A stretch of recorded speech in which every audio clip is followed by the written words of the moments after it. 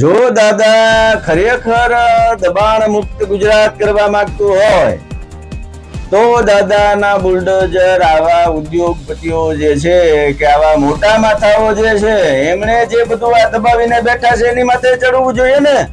દાદાનો ડંગોરો લીધો, એનો મેં તો ઘોડો કીધો. આવું જે છે એમ એ દાદાના બુલડોઝર ને ડંગોરો માનીને જે ઉદ્યોગકારો મોટાઓ જે દબાવીને બેઠા છે એને કહો કે ભાઈ આ ડંગોરો નથી, આ બુલડોઝર છે. દબાણો છે તો દૂર કરો, પ્રજાની સુખાકારી માટે કરો, પણ માલેતુ જાહેરના દરવાજે કાયદો જે છે ચોકીદાર બની જાય તો એ પણ ખોટું છે. મિત્રો, વિપક્ષના ધારાસભ્ય એવા અમિત ચાવડાએ સનસનીખેજ સવાલો ઉભા કર્યા છે. દાદાનો બુલડોઝર ગરીબોના મકાના ઉપર જ ચાલે છે, ઉદ્યોગપતિઓના દરવાજે કેમ અટકી જાય છે? શું આ ઉદ્યોગપતિઓના જે છે લાખો ચોરસ મીટરના દબાણો જે છે એ દાદાને કેમ દેખાતા નથી? શું દાદાના બુલડોઝરની અંદર દિવ્ય દ્રષ્ટિની ખામી છે, અથવા તો દાદાને જે દબાણ જોવું હોય એ જ જોવે છે? આવો જાણીએ આ અહેવાલમાં.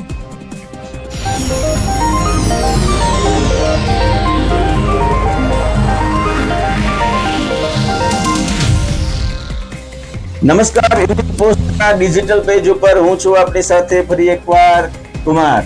મિત્રો, આમ તો કહેવાય છે કે ભૂપેન્દ્રભાઈ પટેલ જે રીતે ગુજરાત સરકારનું સુકાન સંભાળી રહ્યા છે, કાયદો વ્યવસ્થાની સ્થિતિથી માંડીને જે રીતે ગુજરાતમાં બનાવો બને છે, હેલ્થ સેક્ટરમાં પણ કેટલાક એવા ચોંકાવનારા બનાવો સામે આવ્યા છે. મુખ્યમંત્રીશ્રીએ જે રીતે દબાણો દૂર કરવાની નીતિ અખત્યાર કરી છે એ અમુક મામલામાં પ્રજામાં પ્રશંસાને પાત્ર બની છે, પરંતુ વિપક્ષના ધારાસભ્ય એવા અમિત ચાવડાએ કેટલાક ચોંકાવનારા સવાલો ઉભા કર્યા છે. એમના પહેલો સવાલ એ છે કે ભાઈ આ દાદાનું બુલડોઝર જે છે એ ગરીબોના મકાનો ઉપર જ કેમ ચાલે છે? અમદાવાદનો બનાવ તમે જુઓ, પેલા રબારી ભરવાડના મકાનો ઉપર કે ઠાકોરોના મકાનો ઉપર સહિતના જે કઈ દ્વારકામાં કે ધાર્મિક સ્થાનોની આસપાસ જે દબાણો દૂર કરવા માટે જે રીતે તંત્ર કટિબદ્ધ છે, તો અમિત ચાવડાનું કહેવાનું એમ છે કે ભાઈ આ સુરતની અંદર આર્સેલર મિત્તલની કંપનીના 8.35 લાખ ચોરસ મીટરના દબાણો, ઝીંગાના તળાવના જે દબાણો, આ બધી વસ્તુ જે છે એ દાદાને દેખાતી કેમ નથી? જો દાદા ખરેખર દબાણ મુક્ત ગુજરાત કરવા માંગતું હોય તો દાદાના બુલડોઝર આવા ઉદ્યોગપતિઓ જે છે કે આવા મોટા માથાઓ જે છે એમણે જે બધું આ દબાવીને બેઠા છે એની માથે ચડવું જોઈએ ને. અમિત ચાવડાના કેટલાક વેધક સવાલો જે છે એ એટલા માટે જરાક વ્યાજબી લાગે છે કે બુલડોઝર જે છે એ એક આંખે જોતું હોય એવી રીતે ચાલતું હોય એવા પણ કેટલાક સવાલો ઉભા કરે છે. જો ખરેખર દાદાનું બુલડોઝર જો ચાલવું હોય તો જે જગ્યાએ દબાણોની ફરિયાદ છે ત્યાં એક સરખું ચાલવું જોઈએ. જો કે ભૂપેન્દ્રભાઈ પટેલ જે રીતે સરકારનું સુકાન સંભાળી રહ્યા છે એના ઉપરથી એટલું તો કહી શકાય કે ભાઈ એમના ધ્યાનમાં આ બાબત નહીં હોય એવું તો માનવું શક્ય નથી. આપણે આશા રાખીએ કે દાદાનું બુલડોઝર જે છે એ ચાલે. દાદાનો ડંગોરો લીધો, એનો મેં તો ઘોડો કીધો. આવું જે છે એમ એ દાદાના બુલડોઝર ને ડંગોરો માનીને જે ઉદ્યોગકારો મોટાઓ જે દબાવીને બેઠા છે એને કહો કે ભાઈ આ ડંગોરો નથી, આ બુલડોઝર છે.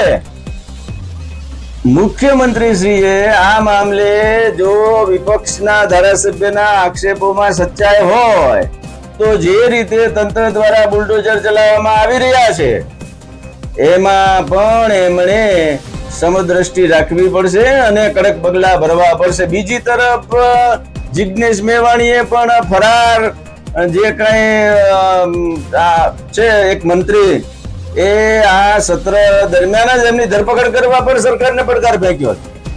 હર્ષભાઈ સંઘવી માટે આ એક મોટો મુદ્દો ઉપસ્થિત થવાનો છે. ગૃહમંત્રી તરીકે એમણે જે રીતે કડક હાથે કામ લીધું છે પોલીસને છૂટો દોર આપ્યો છે કે ભાઈ અસામાજિક તત્વો ઉપર તૂટી પડો, કાયદાનો સકંજો ગાળ્યો કસો. પણ જ્યારે એ ભાજપના જ લોકો હોય છે ત્યારે પાછો કાયદો કેમ પાંગળો બની જાય? ભાઈ શા માટે આ ભાઈ જે છે એટલા સમયથી ફરાર છે? તો એ આ ગુજરાતની જનતાને આ મુદ્દો પાછો ગળે ઉતરે નહીં. સરકારે જે રીતે કાયદો વ્યવસ્થાની સ્થિતિ છે, હેલ્થમાં આપણે જોઈએ તો જે રીતે ખ્યાતિકાન ને પછી આ રીતે જે કાંઈ ગોટાળા બોટા ચાલે છે એમાં ઋષિકેશભાઈ પટેલ પણ જે છે એ કાચા પડી રહ્યા છે. બીજી તરફ ગૃહમંત્રી શ્રીએ પણ આવા જો આક્ષેપો થતા હોય તો એ મામલે પણ એમણે પોલીસે એમને કડક કાર્યવાહી કરવા માટે કહેવું જોઈએ. દબાણકારોમાં પક્ષાપક્ષી રાખવામાં આવતી હોય કે મોટા ઉદ્યોગકારોની શરમ ભરવાની હોય તો મુખ્યમંત્રીશ્રીએ પણ આમાં પગલા ભરવા પડે. ગુજરાતની જનતા ઈચ્છે છે કે ભાઈ સમાન, બધા માટે સમાન નીતિ અખત્યાર કરો. દબાણો છે તો દૂર કરો, પ્રજાની સુખાકારી માટે કરો. પણ માલેતુ જાહેરના દરવાજે કાયદો જે છે ચોકીદાર બની જાય તો એ પણ ખોટું છે. આગામી સમયની અંદર ગુજરાત સરકાર આ મામલે કડક પગલા ભરશે એવી આપણે અપેક્ષા રાખીએ. ઇવનિંગ પોસ્ટ ચેનલને આજે જ લાઈક કરો, શેર કરો, સબસ્ક્રાઇબ કરો. આભાર.